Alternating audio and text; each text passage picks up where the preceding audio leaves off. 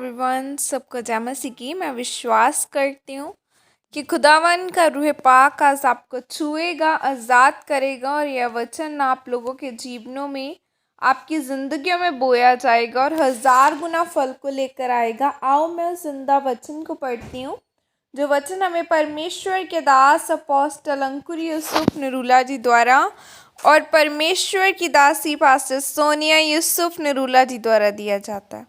आओ मैं उस जिंदा वचन को आप सभी के लिए पढ़ती हूँ। यीशु बहुतायत का जीवन देने के लिए आए, जैसे कि पवित्र बाइबल यूहन्ना 10 की 10 आयत में लिखा है, चोर किसी और काम के लिए नहीं परंतु केवल चोरी करने और घात करने और नष्ट करने को आता है। मैं इसलिए आया हूँ कि वे जीवन पाएं और बहुतायत से पाएं। आमीन। मेरे प्रियो, शैतान पहले आपके जीवन को चोरी करता है, फिर वह घात करता है और फिर वह नाश करता है। जब शैतान आपके जीवन में आशीषों को चुराए तो उसे आपको वहीं रोक देना चाहिए, ताकि वह बाद में आपके जीवन को मार या नाश न कर सके। लूका 15 की 8 आयत में लिखा है कि या कौन ऐसी स्त्री होगी जिसके पास 10 सिक्के हो और उसमें से एक खो जाए तो वह दिया जलाकर और घर झाड़ बुहार कर जब तक मिल न जाए ची लगाकर खोजती न रहे। यानी उस स्त्री के पास 10 सिक्के थे और वह एक खो गया तो पहले उसने दिया जलाया, फिर घर में झाड़ू मारा, जब तक वह मिला नहीं तब तक वह उसे खोजती रही और उसने खोई हुई चीज़ को ढूंढने के लिए उसने घर में ज्योति जलाई, फिर उसने घर को साफ किया। अगर आपके जीवन में शैतान ने कुछ वापस ले लिया है तो उसका मतलब कि 2 चीज़ें कि आपके जीवन में कमी है। एक है आपके जीवन में रोशनी की कमी है, दूसरा आपका जीवन साफ नहीं है। शैतान आपके जीवन में तब आता है जब आप पाप में होते हैं, जब लोगों की निजी ज़िंदगी में एक पति पत्नी होने के नाते यह ज़रूरी है कि उनकी ज़िंदगी में बच्चा हो। एक आदमी होने के नाते यह ज़रूरी है कि आप आर्थिक रीति से आशीषित हो और एक औरत होने के नाते यह ज़रूरी है कि आप स्वस्थ हो और अपने काम और बच्चों को संभाल सकें। जब एक परिवार में बच्चा नहीं होता, वो आपकी आशीष को चुराकर आपके रिश्ते को खराब करता है। फिर वह पूरी शादीशुदा ज़िंदगी को, परिवार को, पैसों को नष्ट कर देता है। लेकिन यह परमेश्वर की योजना नहीं है।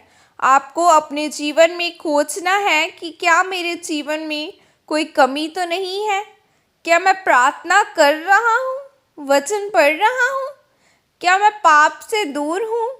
आपने पाप से दूर रहकर प्रार्थना, उपवास और वचनों में बने रहकर शैतान के पहले वार को ही ख़त्म करना होगा, ताकि आपके घर में की शांति खराब ना होने पाए। इसीलिए मेरे प्रियो, अगर आप अपने जीवन में आशीषों को खोना नहीं चाहते हो तो आपको सतर्क होना होगा। आपको शैतान के अटैक को पहली ही बार में रद्द करना होगा, ताकि शैतान आपके जीवन को नष्ट न करने पाए और आपकी आशीषें सदा बनी रहे। आमीन। और यह प्रार्थना आपके द्वारा की जाए। सर्वशक्तिमान परमेश्वर, इस वचन के लिए पिता मैं आपका धन्यवाद करती हूँ और मैं यह प्रार्थना करती हूँ कि मैं अपने अंदर की कमियों को निकाल कर आपके कामों को कर सकूं और शैतान की योजनाओं को नष्ट कर सकूं। प्रभु यीशु मसीह के सामर्थ्य नाम में मांगती हूँ। आमीन, आमीन, हालेलुया। आज अगर आपने कोई ब्लेसिंग लेनी है तो उसके लिए आपको प्रेयर में जाना होगा।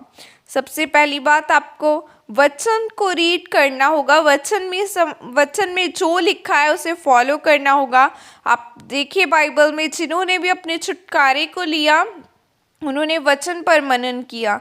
उस लहू बहने वाली औरत को विश्वास था कि अगर मैं परमेश्वर के कपड़े की लोथ को ही छू लूँगी तो मैं चंगी हो जाऊंगी। वहाँ और भी बहुत लोग थे, लेकिन उसने ठाना था, उसने विश्वास किया था, एक दृढ़ निश्चय लिया कि चाहे कुछ भी हो जाए लेकिन मैं जाऊंगी इतनी बड़ी भीड़ में से और खुदा को छूऊंगी और मैं चंगी हो जाऊंगी। तो वैसा ही हुआ। क्या आज आपका विश्वास ऐसा है उस लहू बहने वाली औरत की तरह कि अगर कोई बीमारी आ जाए और आप अड़े और खड़े हैं और पूरे विश्वास के साथ कि खुदा, जिस तरह उस लहू बहने वाली औरत ने आपको छुआ और चंगी हुई, ऐसे ही हम तेरे वचन के द्वारा चंगे होंगे। सो उस वचन को अंगीकार करें जो बाइबल बताती है कि यीशु के कोड़े खाने से तुम चंगे हो चुके हो।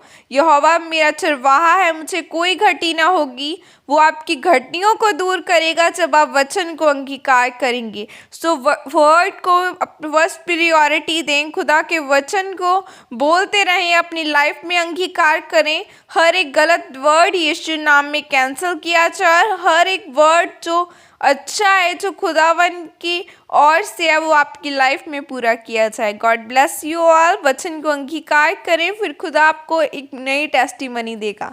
God bless you. Praise the Lord. जय मसीह की सबको।